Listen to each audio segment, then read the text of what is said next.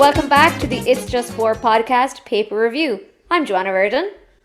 I'm Niamh Talon, and we are going to bring the big news that Her Sport has officially launched with our new sponsor, Lifestyle Sports. So we've had a really busy week. We're delighted to finally announce this partnership. Something Joanne has known about for a little while as one of the insiders. But we're delighted we're delighted to finally share it with everybody. We have some things to give away. There are 5 €200 vouchers that you and your friends can win. So head over to our social media channels and see how you can win them. We've been asking people to show us your sport. So we've got loads of fantastic entries. You just have to, give us a bit of a snapshot of the sport that you do. Tag Her Sport and tag Lifestyle Sports, and that is you entered. It's been great. There's been so much engagement, and we're loving seeing everybody's entries, which is great. And then we have our official launch party on Thursday. Woo! So we're really excited to do that. And it will be myself and our ambassador and lifestyle ambassador Amy O'Donoghue and lifestyle ambassador Niamh Cullen. So the three of us are going to have a great chat, and then you're going to hear some other exciting things from some other people. So definitely tune in and see who you might hear from. But we look forward to celebrating our official launch party with you on Thursday. So you can get free tickets for that on Eventbrite. If you go to our channels, you'll find out exactly where to get them. And we look forward to welcoming you to our launch party. Very exciting, guys. I'm super stoked. As I said, I've been privy to a couple of details myself, and I'm sure on Thursday it'll be an incredible party, and I'm pretty sure everyone will tune in and get involved and do what they need to do. And I'm loving the Show Your Sport pictures that have been going in so far. Some athletes have gotten really creative, and I'm oh Jesus, I feel the pressure on behalf of other people when they're sending in their pictures. But no, it's so great to see. It's so great to see such a wide plethora, and I think, Niamh, this is definitely something you'll enjoy. That I was at my mom, was at an underage game. Her granddaughter was playing my niece, and someone was wearing a little Her Sport t-shirt, and she was super excited, and my mom was like, I know them. Brilliant. Delighted to hear it. It's great when we hear that we are seeing more Her Sport popping up all over the country, and sometimes further afield. We have a couple of Her Sport fans in the UK and the US and everything. So I put one up myself, and I showed my nasty hands. So there you go. There's me showing my sport. Niamh's nasty hands weren't the creative ones I was talking about. I was talking about people leaping into a boat and doing crazy stuff. yeah. But I guess we'll bring it over to the news. So in athletics news, Sarah Lavin is almost set for Tokyo after becoming the second Irish woman to run the 100-meter hurdles in under 13 seconds. So she took 0.24 off her previous personal best and followed Derval O'Rourke in running under 13 seconds. So I'd say Sarah's absolutely thrilled, and Derval is delighted for her as well. Two great Irish athletes. She ran 13:23 last week, so it's a massive improvement on her part, and this puts her in strong contention for a place on the Irish team next month. The race will bring valuable points and should increase her 35th place. And if she does a good run at the Irish Nationals next week, her place will definitely be secured. Elsewhere, Sarah Healy finished third in Poland with a time of 4:07.63. This adds more points to her Olympic rankings and moves her up to 33rd place as things stand. At the under-23 nationals last weekend, Aoife Lynch won the 100 metres and 200 metres. Lara O'Byrne of Sonora Harriers won the 100-metre hurdles. Niamh Fogarty of Raheny won discus in a throw of 52.2 metres, and Sarah Durham won the pole vault. Niamh O'Connor also won the 3K walk. So some great performances from the under-23 athletes, and we look forward to the nationals, the senior nationals coming up soon. Yeah, it's an incredibly busy time in athletics. So great to see all the hype and stuff, especially for Sarah Lavin. I know she's battled through with injuries and she's had a tough time of it, so it's great to see her bounce back, and looking forward to seeing what the future obviously holds for her. Over in golf news, we had an incredible performance from Leona Maguire at the LPGA Major. It will greatly edge her up in the world rankings after coming second in the tournament over the weekend. She shot 6 under and fell just 2 shots off her quest for victory, placing second behind USA's Nelly Korda.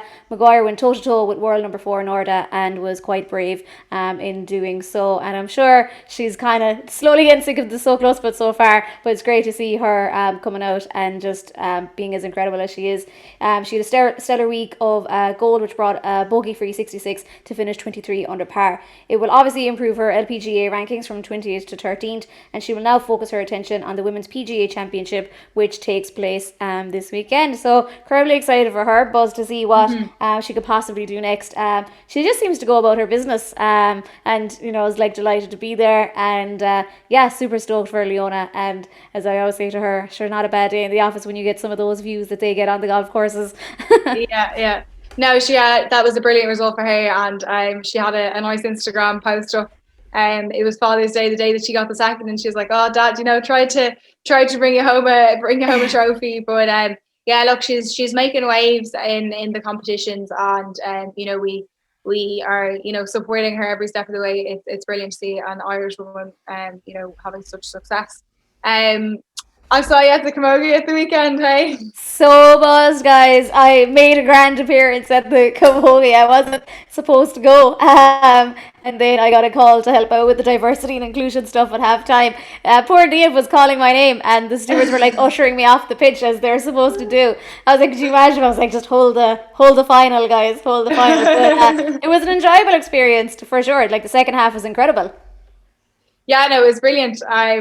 When I saw it at the time, I was like, oh, I forgot Joanne was going to be here. And I literally I was like, if I go over it, do we think they'll give out to me? Obviously, with COVID and everything, and everyone's staying with their seats and that. But it was quite clear, my path to you was clear, Joanne, and I was coming down to try and say hello. I got ushered. It'd be our second in-person meeting. Do you know what I mean? People don't know how infrequent our in-person meetings have been, despite someone has asked me if we live together. They're like, oh, do you not live together? And I'm like, no, because soon I said it to someone. I was like, oh, I'm in a hotel, I'm in the Gibson, and at the GA, they were like, oh, do yourself and Niamh not live together? And I was like, no. They were like, oh, you just seem like best friends. I was like, that's cute. I was like, isn't that a bit weird that her wall is different to mine and we're not in the same shot? We'd have to be in different rooms. I mean, well, if we were living together, surely we'd just record on the couch together or something. Easily. But I was running after to try and say hello, but unfortunately they were ushering me off. But you're right, it was a fantastic game. So for anybody that doesn't know, Kilkenny beat Galway on Sunday evening in Croke Park and became the Division 1 champions in a thrilling match. It was so close the entire way. For the first half, Galway were just about staying ahead for most of it, and Kilkenny tried to close the gap kind of before they went in at half time. Kilkenny trailed Galway by 9 points to 6 points at half time.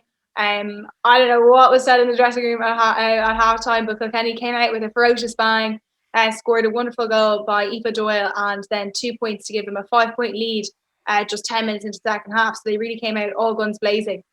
The battle continued, and for the rest of the game, Galway were chasing them. They got a goal back. They were level again at one point in the 59th and 60th minutes, or literally as the game was coming to an end. They managed to level it, and there was 4 minutes at a time. It was just so nerve-wracking for everybody. And then Kilkenny just couldn't be stopped. Two late points saw them become league champions, and it was ended up being a score of 118 to 115. So it was a great game to watch. It was great to see fans back in the stadium. We really enjoyed being there. Camogie has got great exposure this year with Littlewoods and with the YouTube stream and everything that they've had. But just brilliant match, and I think it just shows the standard of women's sport and the excitement and thrill that is included with camogie.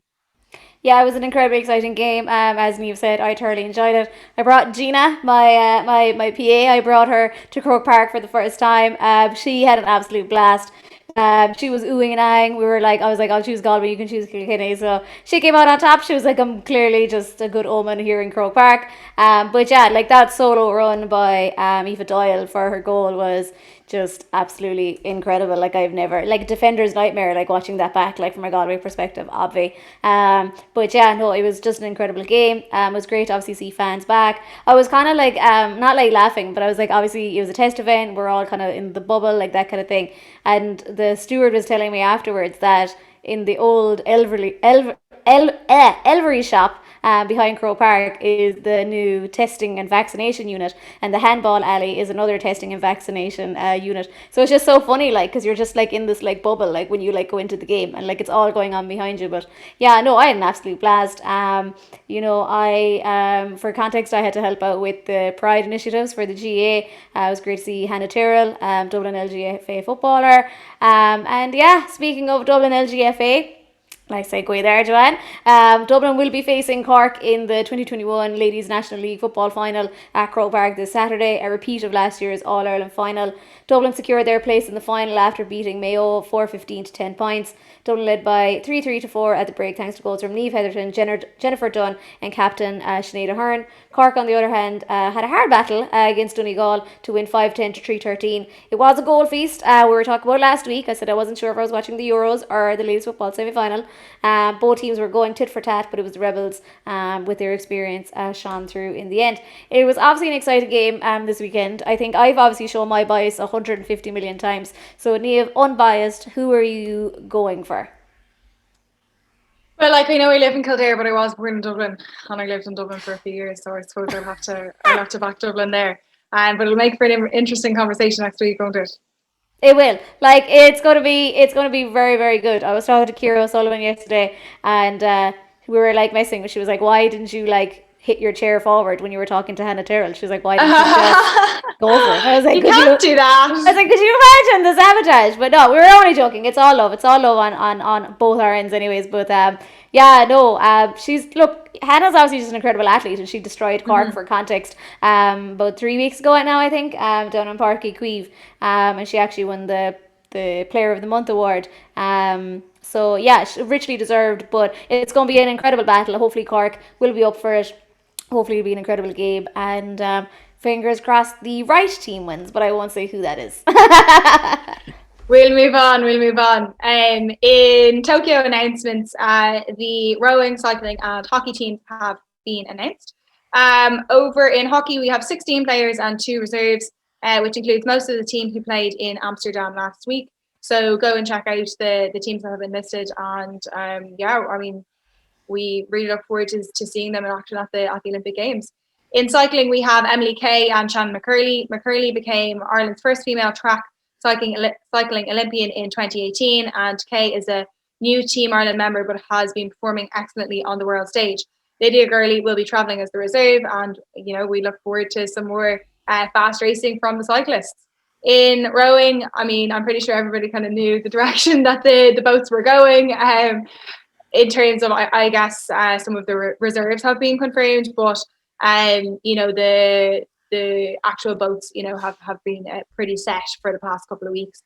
In the women's four, we have Emer Lamb, Afra Kyo, Fiona Murtagh, and Emily Hegarty. Sunita Pushpore will be competing in the women's single scull. The women's pair is Monika Dekarska and Aileen Crowley, and the lightweight women's double scull is Aoife Casey and Margaret Kremen.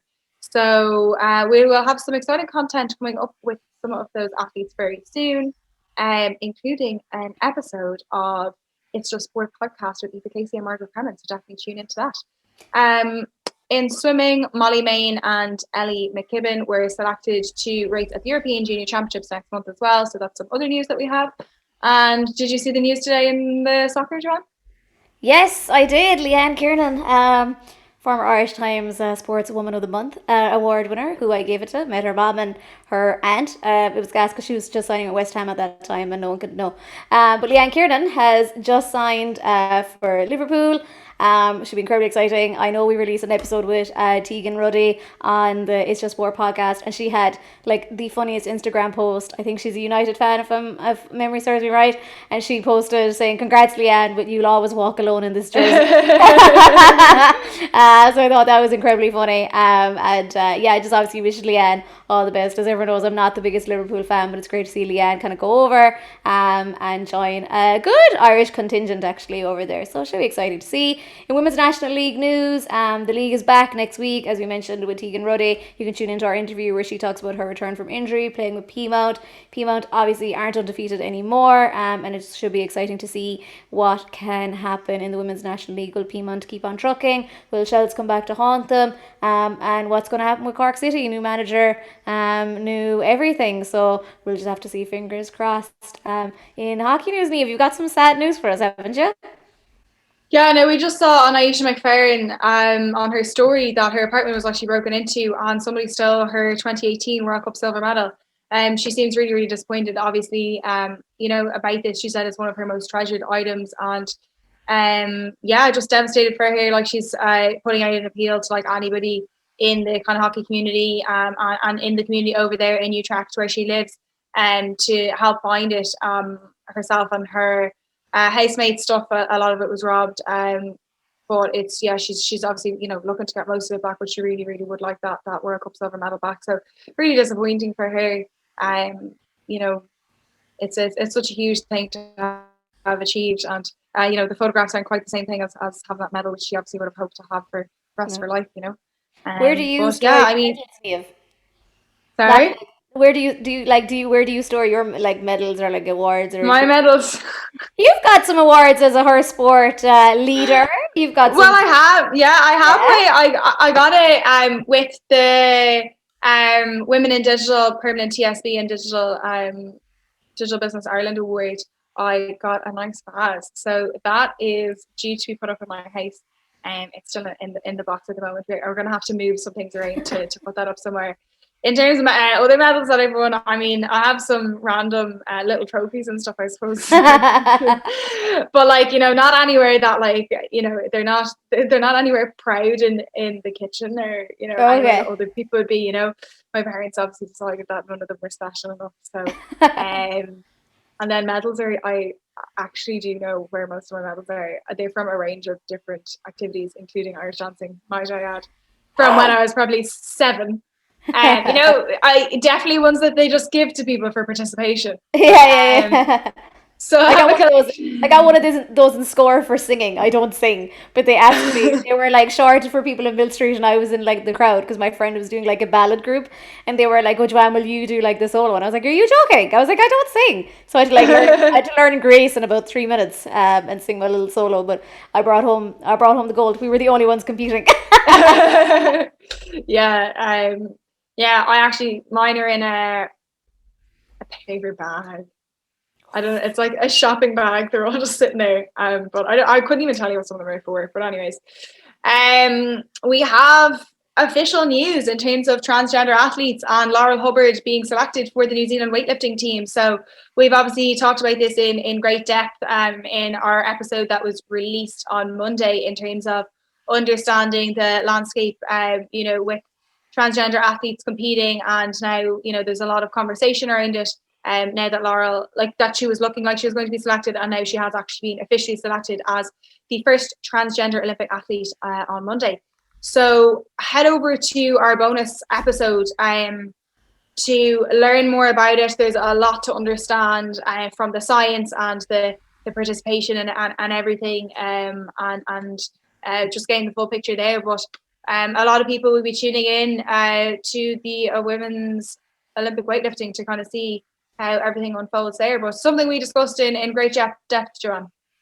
Yeah, it was something we went heavily into yesterday, and we just tried to shed a bit of light, give some information to see, I suppose, what's going on. And yeah, look, I mean, it's always going to be hard to be the first. It's something that Laurel physically looks a lot different to the female weightlifters, and as I suppose other people were pointing out, that if you've been doing weightlifting all your life and and you have maxed out in terms of your personal best still may not be good enough to beat her just from different hormones and all that kind of stuff. So yeah, I was listening to Ross Tucker's, I was kind of cheating on her sport there for a while, but I was listening to Ross Tucker's podcast on, he does a sports science podcast and he was focusing on transgender athletes.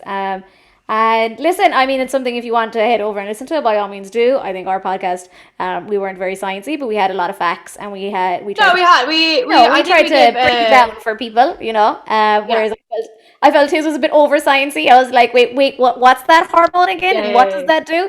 But yeah, no, look, it's obviously something that for everyone to keep an eye out to see what happens. Obviously, people are split. People have their own opinions. I looked at the responses when it was announced just on Twitter. Never do that, but I just did because I just wanted to see the gauge. And yeah, it was all negative to Laurel Hubbard. It was all kind of a bit abusive towards her. You know, calling her different things. And I think it's just wild to see you know, all this happen. I suppose this comes from the fact that I had to do the Pride thing with the GA, and you know, trans athletes were obviously included in that, briefly kind of touched upon, but you know, it's just something that I think it's not going to go away now. Once that Laurel is kind of the first, there will be other people trying to knock on the door, and I think other people were trying to draw a comparison with Castor and kind of everything going on with Castor Semenya, the middle distance runner. People were just basically saying, you know, if we're happy to leave Laurel in, why aren't we happy to leave Castor in, and you know, so on and so forth. And yeah, look, it's just something I think for everyone to keep an eye on, form your own views, research properly, and just see where it takes you. Yeah, I think in terms of like you know, the podcast that we've done, as we've given a good amount of information there, and like you're saying, like it's about researching it, understanding the situation before you kind of jump to any conclusions. And you know, the underlying tone from both of us anyway is that everybody deserves a place in sport. It's just about figuring out what's fair. Yep. I know you've touched on Caster Semenya there. We actually do have Caster Semenya news. Two-time Olympic and two-time world 800-meter champion Caster Semenya has failed to qualify for the Olympics in the 5K. She was targeting a time of 15 minutes and 10 seconds to make it to the Olympic Games and ran 15:57.12. Recently, she has a quicker time. I believe it is 15:32. So she has gotten closer to that 15:10, but not close enough just yet. And she is rapidly running out of time. Yep. She moved up from the 800 meter after basically being banned from competing in races from 400 meter to the mile due to her higher levels of testosterone. If she wanted to compete in these events, she would have had to take testosterone suppressants, and yeah, this is something that she didn't want to do. I believe she did take them for a little while, and then you know, she decided not to. Obviously, she tried to bring them to court over this and to try and get them to, like, she's tried to appeal the decision and everything, but nothing has come of that. And she tried to compete in the 200 meters, but then opted for the 5,000 over injury concerns. She will have another chance to qualify in Belgium next week. So, you know, it's a tough one for Semenya. You know, because she's been successful, like sometimes you feel like, you know, it's you can understand the people that are racing her, the like reasons that they would feel that she has an advantage over them because she has got higher levels of testosterone, and we know that, you know, testosterone can be like linked to you know, improved performance and that type of thing. But you know, it is something that is natural for, you know, Caster Semenya, and just puts her in a very difficult position. And you know, this whole situation for her has been in the limelight for so long, and you know, really, because she was so successful in the events, you know, she has become kind of that person, you know, with you know, the DSD athlete that people talk about, because she was at the pinnacle of the sport. And you know, there have been other athletes that have competed and, you know, do compete in that, and haven't obviously made it to the same level as she has, and other people that have made it to the international stage. But Caster Semenya is really the face of this conversation. So look, it is something that is not easy, and I'd say hugely challenging for her, just in terms of you know, her mental health. And you know, that conversation is just a difficult conversation to be having, and trying to navigate where you go. Don't know the right decision. You can understand it obviously from both sides. For her, she was born that way, and then on the other side of it, you have athletes that raced her. And look, she's raced Ciara McGean. She's raced one of her own, and watch some of the races. And kind of form your own opinion again, I suppose. But yeah, I don't envy her. And wish her the best. To be honest, I do wish her the best in that qualification. She's obviously moving up from 800 meter to that 5K is a significant jump. Big jump. Yeah, it's a totally different game. It's a totally different game, totally different race. But yeah, look, she's obviously a very disciplined athlete and puts in a huge amount of work, just like everybody else. She was just born that little bit different. And the amount of pressure as well she probably puts on herself. As you said earlier, she's a born winner, full stop, irrespective of the DSD, and I think to actually have the mental strength to want to come back and be like, I'm going to go up to such a high class, as in a higher distance. I mean, I think everyone will kind of tell you that there is a huge difference, between racing, like short to long course, and the fact that she wants to diligently go Yeah, for it is. I'm thinking, is it 6 times more? It's roughly. Like 800. 5,000 divided by 800. It's 6.25 times more. Yeah, like, I mean, that's an insane jump. 5.25. To try and like go up that, I mean, I know people might be like a little bit like smart to be like, oh, the testosterone is really helping her out. It's like, that's not the whole point of this argument. Yeah, but she's clearly not making the times. No, exactly. So I think it goes back to the fact of, I'm not saying you can have all the testosterone in the world. Obviously you can't, but like, you can have all the stuff you want, but if you're not actually able to do it, then you're not going to be able to do it. So it's poor for her, and I think she'll feel big time. I'm going to probably go as far as say she'll feel a little bit cheated out of actually winning another gold medal at the Olympics. But, look, at the other time, on the other hand, lots of people that have come up and raced her have also felt cheated. Yeah, they have felt. The people that have gotten silver have felt the gold is probably for me. So look, you can see it from both sides. Again, it's another difficult conversation. And like I said, because she is the athlete making waves and has been the athlete making waves in that scene for the past number of years, she's the face of it, and it can't be easy. But I think that's where we leave it today. Definitely come and join us in our launch party. We're excited to see you there. Check out our social media channels, and we look forward to seeing you next week. Yeah, don't forget to hit us up on social at hersport.ie on Instagram and Twitter, at JoanneOR_OX on Twitter, and at JoanneOR on Instagram. And check out our next interview on Friday and our paper review next week. Enjoy. See you soon. Bye. Talk to you soon. Bye.